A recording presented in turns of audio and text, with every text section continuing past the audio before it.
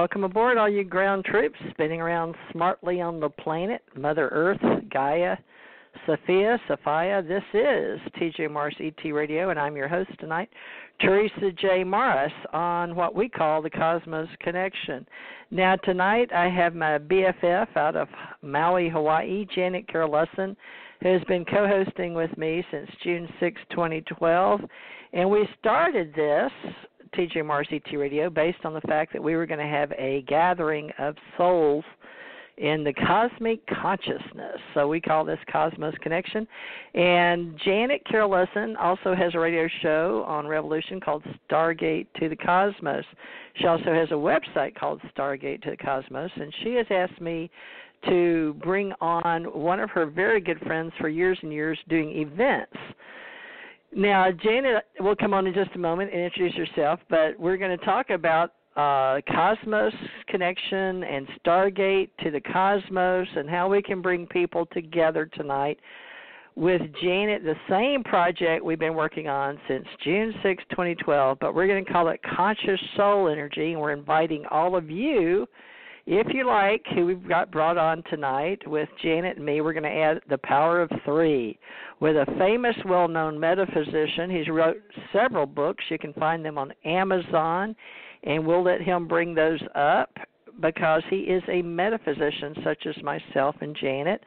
And you guys know I've been doing this kind of work since 1984, where we brought on Stephen Halpern, and we'll be getting him back on. But Janet has all types of people in the New Age community and the body, mind, spirit field. So she's getting together quite the cosmic consciousness group of people. And we're introducing Stuart-Swerdlow to all of our friends, and especially my friends in the TJ Morris ET Radio group. And we have made American Communications Online as a bona fide business. I've been with Navy Federal Credit Union since 1989. And we have ACO Network for all your friends out there in social media.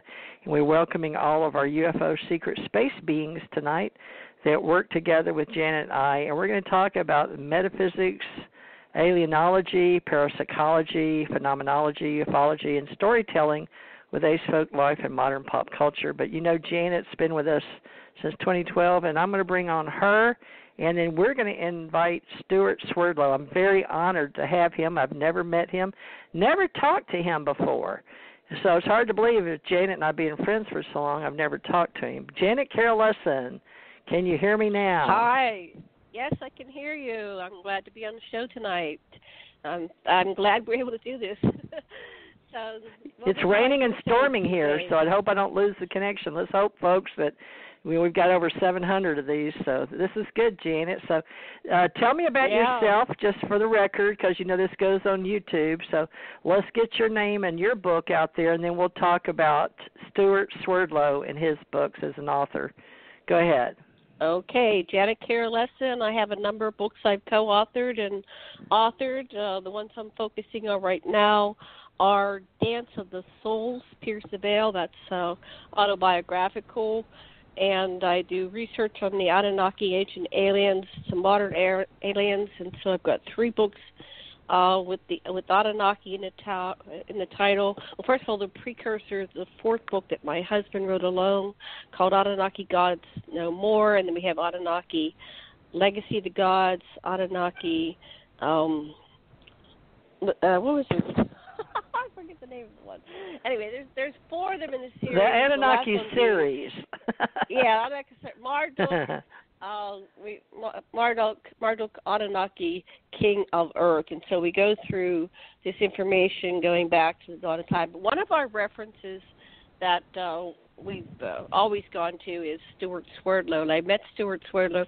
I forget what year we met Stuart. I had Stuart came over to Maui and presented at we had Stewart here at our house. We were doing groups back then, and I don't know what we had, 30, 40, 50 people crammed in our living room, and we did several different nights, and it was a huge success, and we really loved Stewart. But I remember Stewart said there's a lot of mind-controlled people programs. Yeah, yes, that's probably right. That's probably right. Yes, yeah, the Hawaiian Islands attracts them.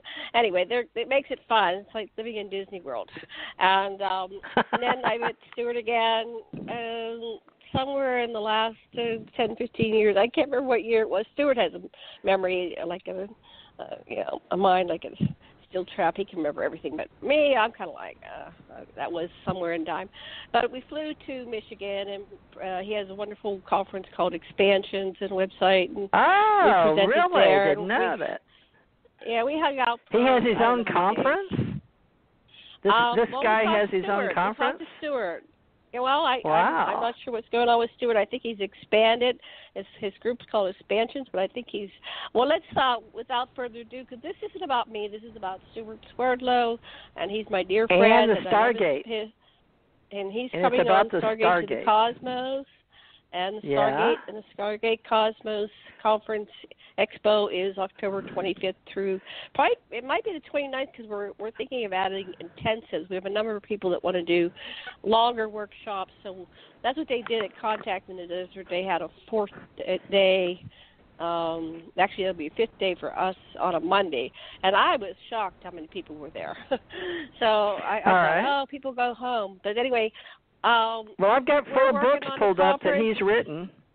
I've got 4 books here, Janet.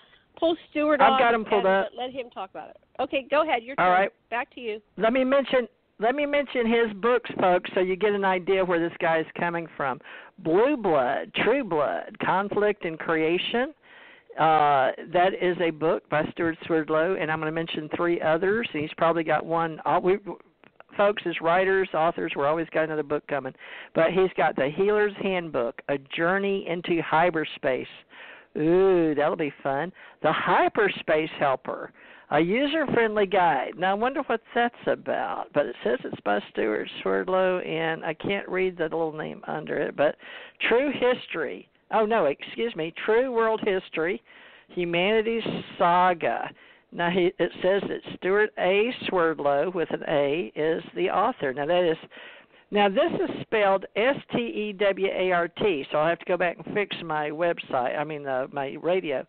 A, Stewardlow, and we'll make sure that's how you spell his name so you can find him.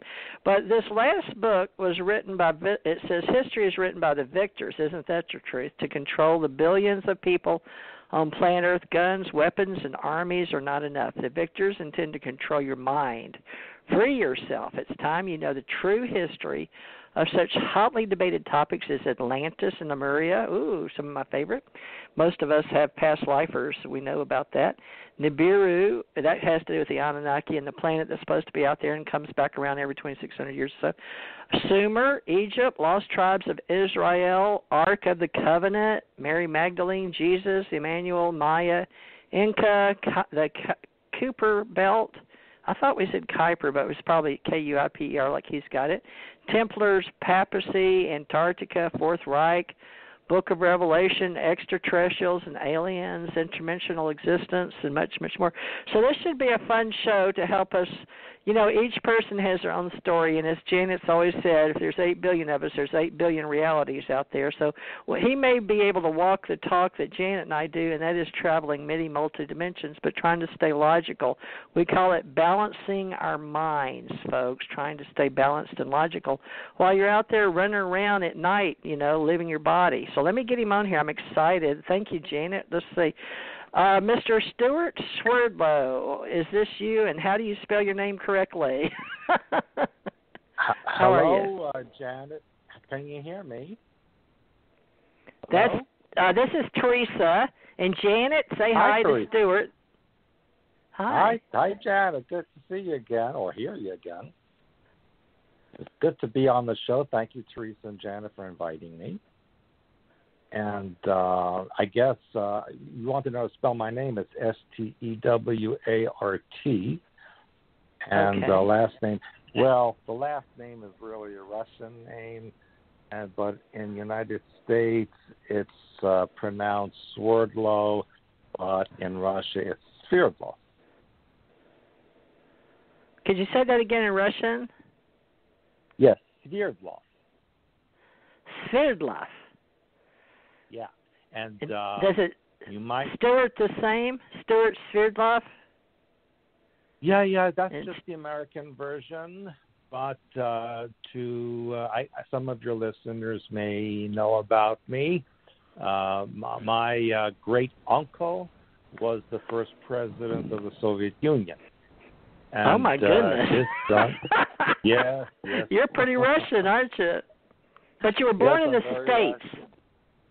You're born in the States. But, yes. Because I don't know. Okay. I'll explain. My cousin, or Yakov's son Andrei, was the one who created the KGB, and my other great uncle Benjamin Swerdlow created the mind control and programming in the Soviet Union. My grandfather Mikhail Swerdlow was sent to the United Kingdom to start the Communist Party there, and when he was successful, they sent him to the United States to start the Communist Party here. So that's how we wound up in this place. So that's a very short version of my background. Well, how did you get over here from Russia? Can you tell us, did your mother or father come here? Or surely you've got half something else. Were they both Russian? But I'm very curious how you wound up in the United States. Well, my mother... Yeah, my husband is Russian on all sides. So anyway, so that's possible. But go ahead, Stewart. What about your family? No. My mother's family is actually Romanian, and and so there's still a lot of communism there, and so actually my great uncle Yakov was the one who ordered the assassination of the Tsar and his family in the city of Yekaterinburg in the Ural Mountains. And to recognize this, the Soviet Union renamed the area Sverdlovsk, which means the city or region of Sverdlovsk. Wow. So, so my family is very, very well known in Eastern Europe. It's plus and minus about that these days, but that's my general history background. So your mother and father moved to the USA, or which one, or both? Because you were born here in Long Island, right? And you're 5 years younger than me. You were born 56. Yeah. And I was actually born in the area of Brooklyn, New York.